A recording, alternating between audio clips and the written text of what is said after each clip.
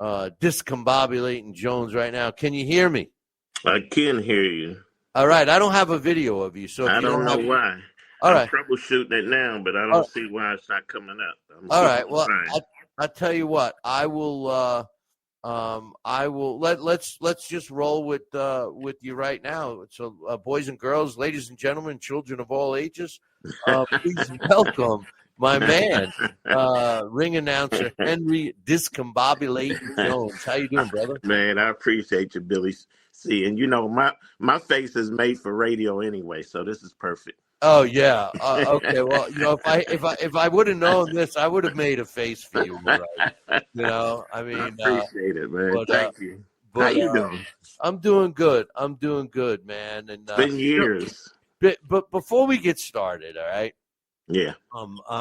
With me asking some questions. I know that we spoke on the phone not too long ago, and we talked about Jake Paul, and at the time he was fighting Tank Davis, and Hmm. you were like, you were like, Billy, you're going to get mad at me because I know you're a boxing purist, but you thought it was okay, and Tank obviously got into some trouble. What I'm looking for, is it true? Did he get into the trouble? Because I'm starting to hear second opinions now. Well, two things can be true, as you know. He did get in trouble, but at the same time, they, meaning MVP, Jake Paul's promotion, wanted it to be scripted, and Tank wasn't going for that. He said, no, it's going to be a real fight, or it's not going to be a fight at all. He said he doesn't do exhibitions. That's So, my fear. That's yeah, my fear with the Anthony Joshua, what you just said right now. And I saw a statement from Tank Davis that said that he didn't want to do scripted. Then I saw some AI video of Jake Paul crying over it. And, it wasn't even Jake Paul. Like, right. the steroids made his head twice the size. He wasn't in that picture. But that's my fear. That he's pushing for a scripted fight, and I would hate Anthony Joshua to do that. Dak said earlier that the UK boxing fans, they wouldn't tolerate that. Yeah, but truth be known, Billy C, where else is Anthony Joshua gonna get 50 to 100 million to do this? I, Nowhere. I know I heard that he's getting 20. 20? But Really? but That's yeah, less than what Tank was gonna get. yeah, 20. no, I know. Wow. But That tell you he's hurting then. He's desperate. how could he be hurt? We were just figuring that he made well over 100 million in the ring so far. How much did he keep? Oh, you never know that. You You never never know that. know. You never But know. similar to what we discussed about Tank being fed up with the business and using a cash out, that could very well be Anthony Joshua's mindset. Very well could be. That's true. Yeah. This you don't play boxing, man. And I'm of the mindset that fighters should get what they can while they can and keep most of their brain cells intact if they can. Because we've seen too many guys after the fact, their career's over with, they're through. They're walking around, with less than the full faculties. They can't get a job because they were ill prepared to get into any other line of work. And of course, our beloved sport does not have pension plans and health benefits like other sports. So it's a tough business, man. Get what you can while you can. Period. And that's the main reason it's taken this turn, and it's always been an entertainment, but it seems Yeah. to be taking a turn to more scripted WWE type stuff. True. I'm just sad that it's come to this, to be honest with you. Yeah. Um, Well, and that's why we have to do more, collectively. We got to demand the fights that the public wants to see, get these guys paid. I make the analogy with the WNBA. They're about to get paid, man, and well deserved. The minimum salary is going to be a $500,000. That's beautiful. They deserve it. Why not? yeah. So Hey, we need to do the same thing. But before I start asking you my questions, I got my man Coach K in the chat room. He's always on point. Okay, so he's got a question for you. All right. Mm-hmm. First of all, Dax just said rumor has it that Anthony Joshua's making $92 million. Okay. Yeah. Okay. Good. But anyway, he says, ask Henry, is it true that when he first began his career, he spent his early years working for free? And did discombobulating come after your sister brought him a thesaurus? Wow. Somebody knows my history. No, Coach K is on point. he's got you, point. He's My got you, bro. Does he really? He went back 37 and a half years, man. There you go. Oh, That's my good. God. And actually, he went back close to 50 years with the story, because I was watching a fight on TV my senior year of high school, and my sister had bought me a thesaurus, and I heard a distinctive nasal tone, dulcet tone gentleman say, "Never mind precedentic ring experience have I ever seen a fighter so utterly discombobulated." It wasn't in a dictionary, but it was in that thesaurus. To knock out, render senseless, completely upset the composure of. And of course, it was the one and only late great Howard Cosell commentating the fight. And so when I became a ring announcer in 1988, 37 years ago now, I said, I got to come up with something to get the sports writers and the media attention. And I had been through a lot of things in my life personally that could have discombobulated me.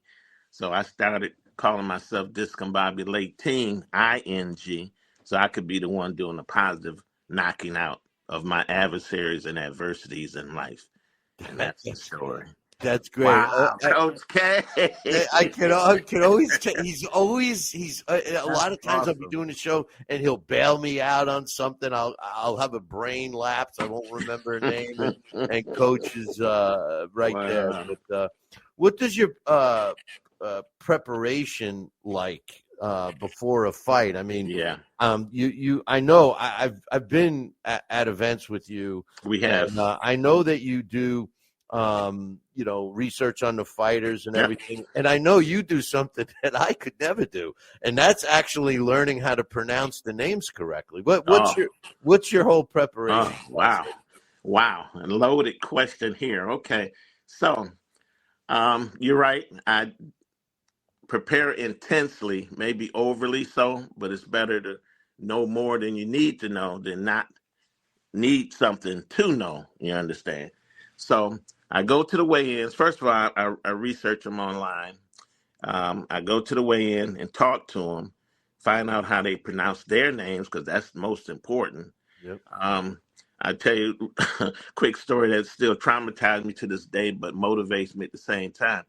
I took Spanish in high school 3 straight years, got straight A's every year, but that was just translating words. It really wasn't speaking it.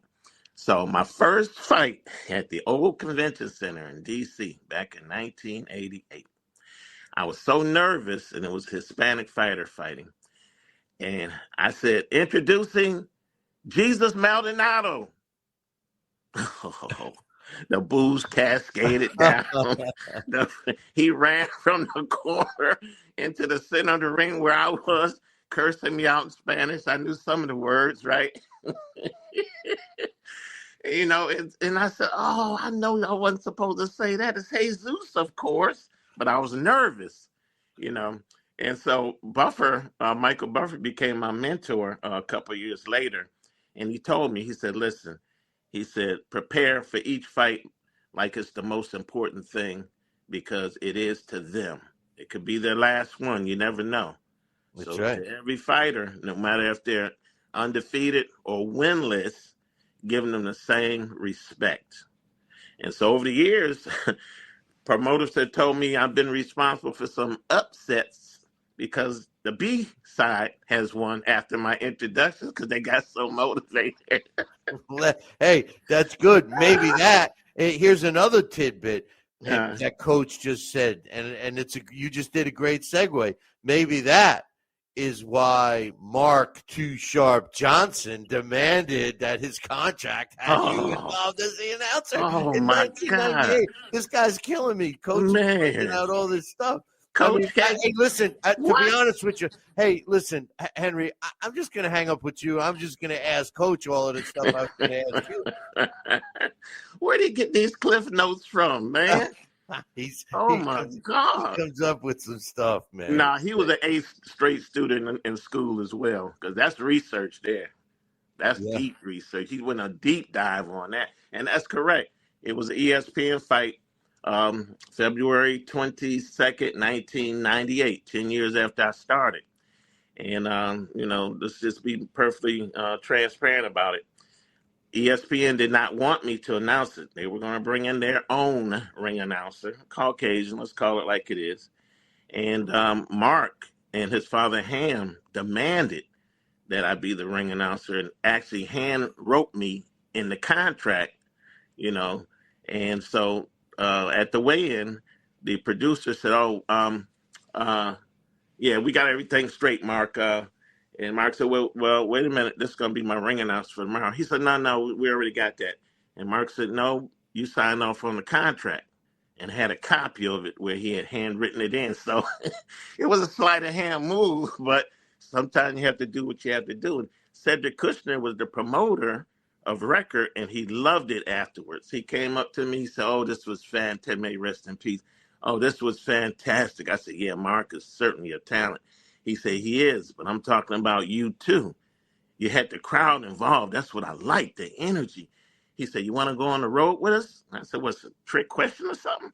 He said, we're going up to Atlantic City in September. So we went up to Atlantic City, and I announced Ike Ibeabuchi. How about that for a name from the past? There you go. The president. He's trying to make a comeback, or he did fight a fight. He did, and he won by knockout, but they said it wasn't nothing to write home about. He was supposed to win, and really was supposed to win early, and then he did. What was your most memorable fight or event that you had to announce, and why? And Coach K doesn't know this?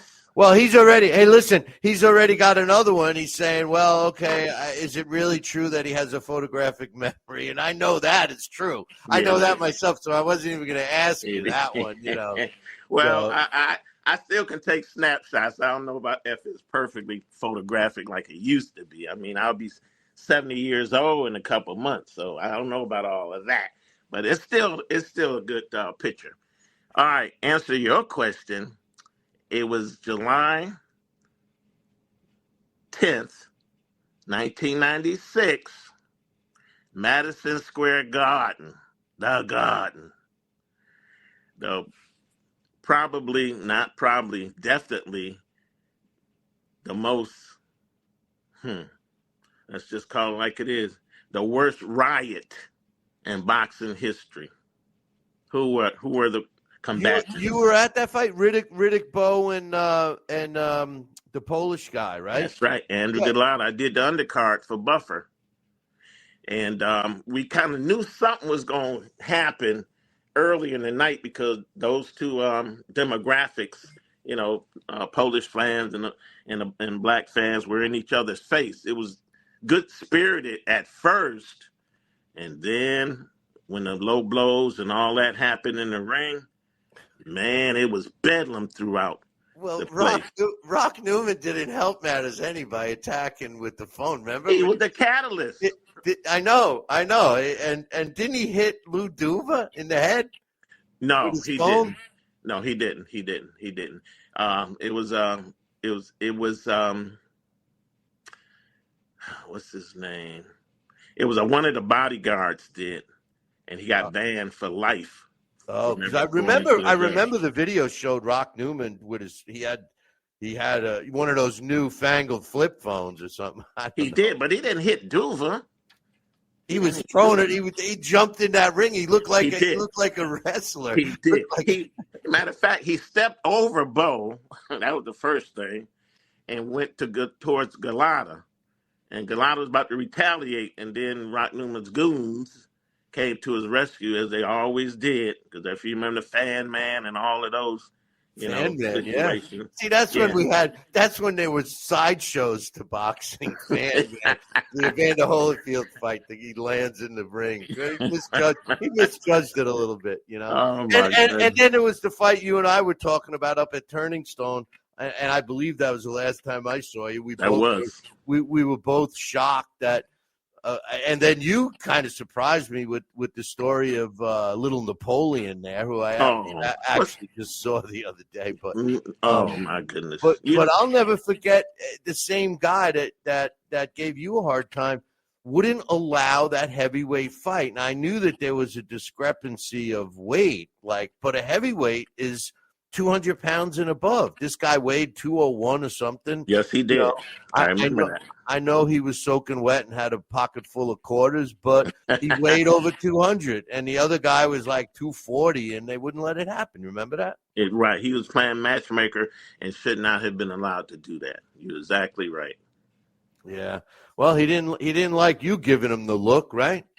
Well, what happened was it was maybe the second bout of the night, and as I always do, I stand behind the scorekeeper, because sometimes these guys writing is not too legible, and I don't want to get up there and be marble mouth or say the wrong thing. Thank God I've never done that and called the wrong fighter the winner, like I've seen some other ring announcers do.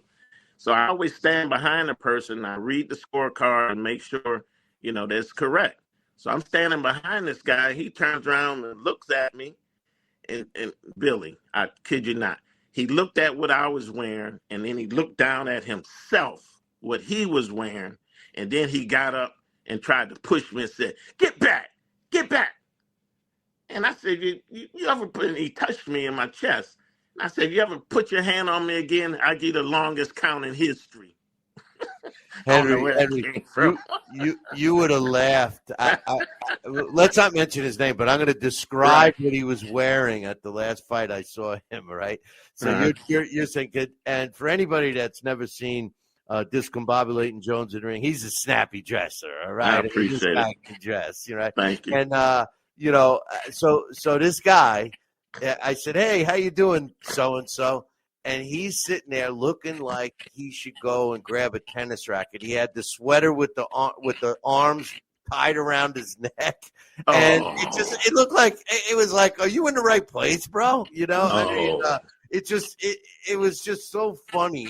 Wow. And I was thinking about that night after you and I talked, and I saw him like that, and I'm going, oh man, but he's still involved with the sport. Low self-esteem guy, man, and I pray for people like that, You have to. I don't stay mad. I don't stay bitter. My mother taught me to be better.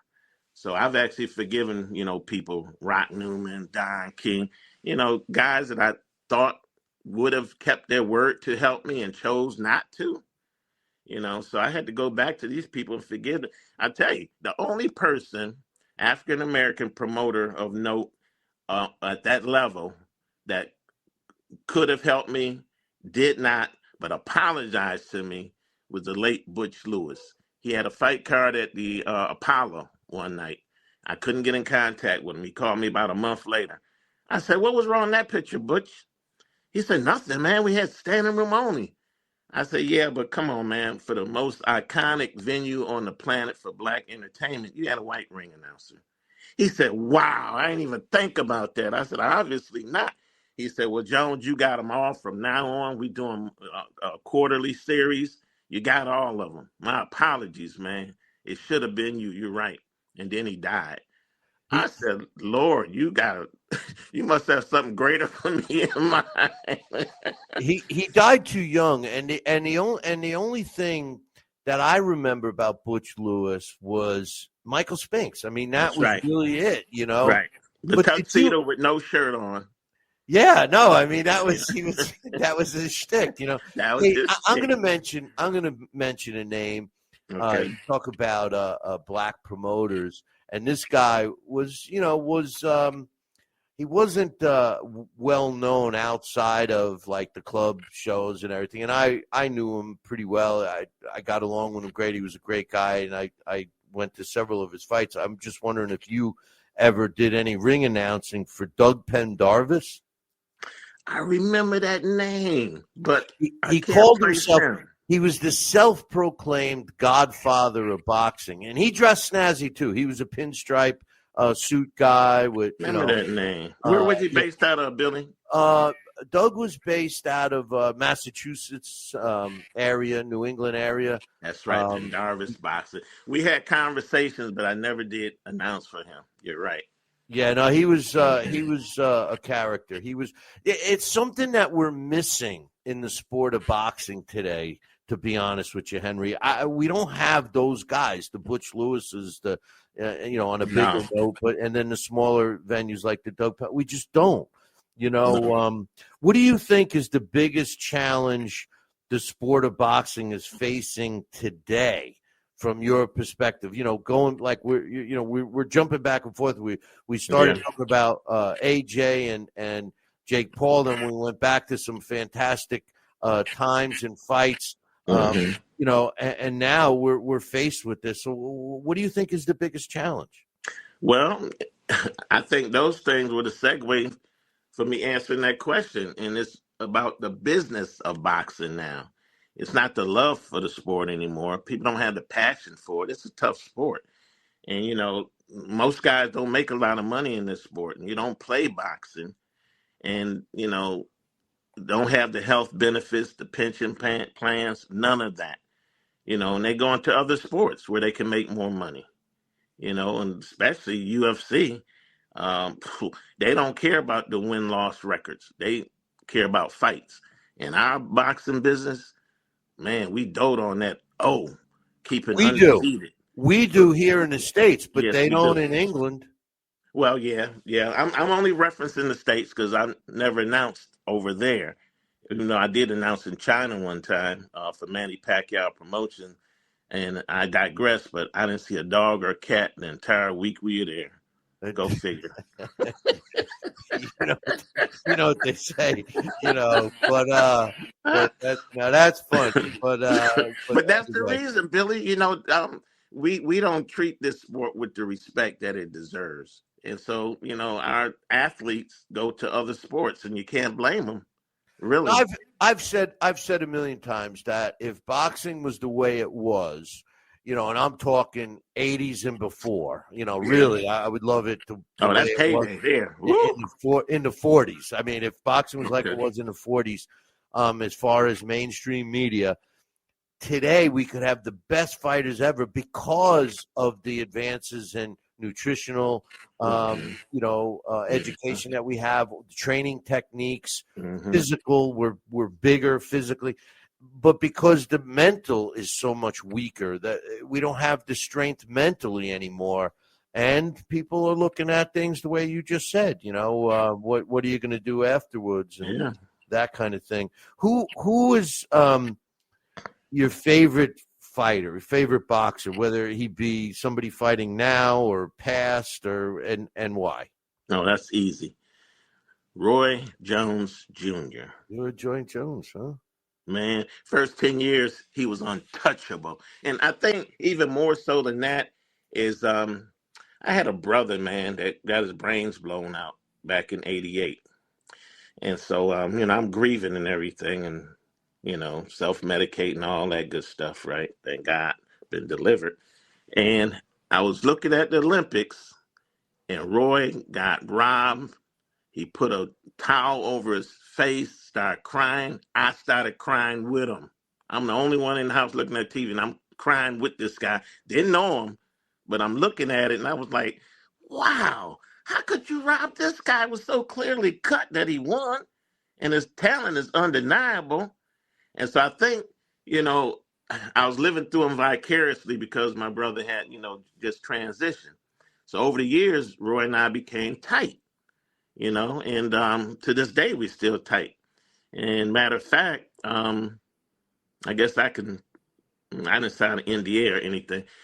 So we're going over to Saudi Arabia in March, and there's a private equity investment group who has $7 billion to put into sports, and they're trying to compete with the NFL for football and to try to kind of revolutionize the pay for boxing.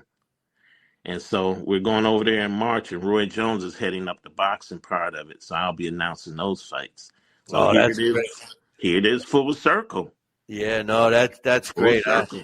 That's the kind of stuff that I love to be involved with. That kind of Well, stuff. I'm definitely going to throw your name out there. Hey, well, that's You know great. I will. Speaking of Roy, did you and you probably know this, but you did see that they gave the medal back to him, right? I did see that. That was pretty cool. They walked into his Yeah. gym in Florida. Yeah. You know, Yeah. yeah, I saw that. That was pretty cool. That the guy who got the medal, his son translated for him. I saw the whole thing. Yeah, that was pretty cool. It was touching, it kind of heals a hurt, but man, boy, that he had to live with that for so many years, man. I know. But at the same time, when I was looking at her TV, I said, "Wow, this is gonna motivate this guy to be great." That's exactly what I said, and I told Roy this story too. I said, "Man, in that moment, I knew you're gonna be like Hagler and not leave it up to the judges anymore." No, you can't. Hey, listen, I was ringside for a Roy Jones Jr. fight, and I know you're not fond of Don King, but I had a real good experience with Don. And what happened was it was when Roy Jones was fighting at Madison Square Garden I believe it was February, and he was fighting what's his name, the Puerto Rican champion there. Bell? No. This is when I need Coach to help me. Who's the famous? Who's the one everybody loved in Puerto Rico? Not Camacho. Oh, Trinidad. Yeah, Felix Tito Trinidad. Okay, I apologize, Tito. I could, but anyway, I had Don come on my show, and we had a great interview, and we were promoting that fight. And I said, "Hey, Don, I'm gonna be ringside." He said, "Oh, I'll take care of you, right?"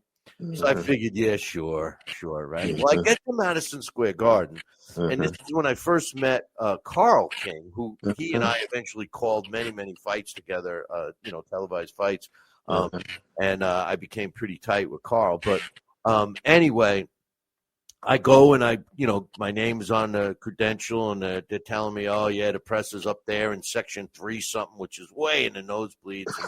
And, so I was like, oh geez, so I'm asking, where do I sit, blah blah blah, and the guy looks, he says, oh wait a minute, your name has this yellow marker through it. You got to come with me.